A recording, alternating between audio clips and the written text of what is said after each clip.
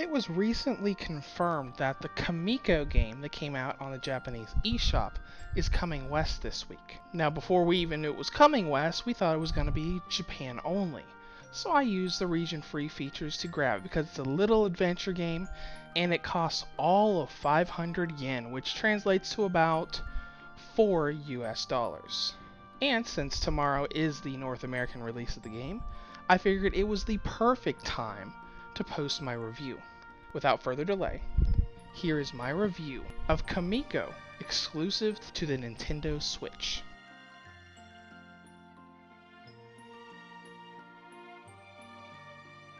The world of Kamiko is being overrun by demons. All of the sacred shrines around the world are being corrupted, and the demonic forces are trying to take over the world. This game's version of God summons you and gives you a legendary weapon. As a shrine maiden, you are going to be able to fight back against the demons using these legendary weapons, and your task is to restore all of the corrupted shrines and defeat the boss of the demons. In other words, save the world.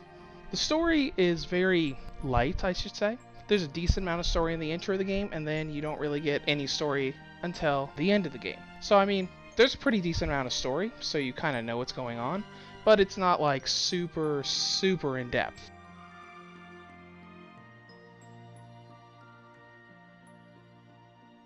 Kamiko is a top-down action-adventure game. Imagine it like the 2D Zelda games. You're running around in 2D arenas, hacking and slashing, shooting off arrows, or throwing weapons, depending on what character you chose. Fighting enemies, solving puzzles. Really classic Zelda feel. Now, as I just said, there are different characters you can play as. When you start the game, you choose what character you want to go through as.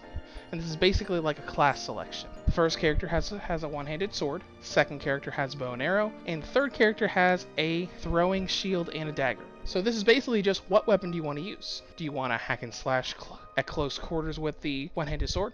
Do you want to do more ranged where you set up shots with the bow and arrow? Or do you want a versatile weapon like the shield and dagger where you can throw a shield and then stab enemies that are close before your shield boomerangs back to you? But once you get this started, you're dropped in the first stage and you go at it. There are 4 stages in the game, and each stage has 4 corrupted shrines that you have to find and purify. The object of the game is to solve puzzles to open up paths to these shrines, and this is a matter of fighting enemies and collecting energy.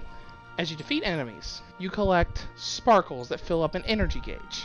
When you get to a locked door, treasure chest containing a key item, you have to give up energy. You also have to give up energy when you find the shrines. So if you find the first shrine and you don't have 100 energy to give it, you kind of have to go around, fight the respawning enemies until you have enough and then go back. This is relatively difficult as you start, but as you go through the game and increase your max energy, it becomes pretty easy to do, where the last stage you probably won't ever have to be running out of energy and have to go and search it before you find the shrine. Now, aside from this whole energy system, the main difficulty comes from puzzles. To open up paths, you have to do puzzles. This could be picking up a key from a chest and carrying it across the stage to a locked door. That doesn't sound too hard, but when you factor in the fact that you carry it like you carry a pot in Zelda. So you can't attack while you're carrying it, and if you get hit one time, you drop it and it respawns back to where it originally spawned. So that makes the game a little difficult. You have to pick up this key and then you have to navigate around all of these enemies that are spawning and attacking you and get to the door before you get hit. And then once you purify all 4 shrines in a stage, a teleporter will appear in the middle that will take you to that stage's boss fight, where you will get a maximum health increase, a maximum energy increase, and fight the boss. And the bosses are some of the most fun parts of the game.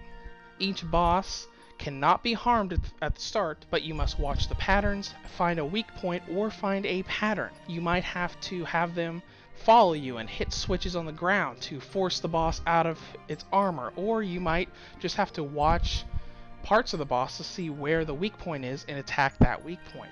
The beauty of this is that each boss requires a different strategy depending on what class, what weapon you're using. The bow and arrow makes short work of the second boss, whereas it is very difficult to fight the second boss with the one-handed sword. But now, let's talk about length. This isn't a long game. It's not an expensive game, but it's not a long game either. Across all 4 stages, one run of the game should take you about an hour or so. I think the first time I actually beat the game, I was a little over an hour, and when I went back to replay the game with the other 2 characters, they were more like 45, 55 minutes apiece. So if you just want to go through once to kind of play through the game, about an hour. That's not very long, but you're also only paying $4 or $5 for the game. So whether that's worth it or not, well, I will leave that up to you. Controls. You already know I'm going to say something bad about the controls because I'm mentioning controls in a video review. The only thing about the controls, it's an incredibly simplistic control scheme, and I really like that about it. But the X button allows you to open up the menu. The main problem I have with this is that the buttons right next to the X button are used for button mashing for attacks. And there have been dozens upon dozens of times where I will be waltzing along, slashing my way through enemies, and just one slight part of my thumb will hit the X button, menu pops up. And depending on what button you use to attack, I use A. If you're not careful and you don't immediately stop hitting A, you're gonna accidentally hit an option and be right back to the title screen and lose your progress. The fact that it happens so many times to me, even when I knew it was there, it makes it a really strange choice for the menu, especially for an action RPG like this. Now, if they had moved the attack button down to B, wouldn't be a problem, but the fact that it's A and Y makes it a problem. Now, let's get to presentation. The game has a retro look to it, but it's really optimized in that retro look. It's very pixelated, but every pixel is very smoothed out, looks very polished, looks very refined. All in all, in handheld mode or console mode, it really looks nice. I mean, yes, it's a 2D pixely game, but it looks nice. It doesn't look blurry. It doesn't look jaggy like a lot of other retro games do look, like The Binding of Isaac. And not really anything to say about the performance. Don't have any issues, no frame drops, no long load times. So let's go ahead and get on to the battery life. Kamiko is a miracle with battery life. This is the kind of game you need to show off to all those people who say the Switch has terrible battery life. Because here are the times I got from 100% to 0%. With the max brightness on and the Wi-Fi on, you're going to get 5 hours. With the max brightness and the Wi-Fi off, you're going to get 5 hours and 16 minutes. With low brightness with the Wi-Fi on, 6 hours and 36 minutes. And low brightness with the Wi-Fi off, the best record I've seen so far, 7 hours and 30 minutes. Kamiko, with the low brightness and no Wi-Fi, can make the Switch battery last almost to 8 hours. That is huge. I mean, granted, game's only an hour long. That's besides the point. This is the longest battery test durability I've ever seen. Now, in conclusion, Kamiko is a very, very cute Zelda-inspired 2D game. Now, it's not a long game, and the controls with X opening up the menu can get quite a bit irritating. But this is a great little gem that's going to release in the West tomorrow. And for only a few bucks, it's great for a little time waster. Reviews to Go rates Kamiko an 8 out of 10. If you'd like to comment on this further, feel free to below, or head to the website at www.reviewstogo.com.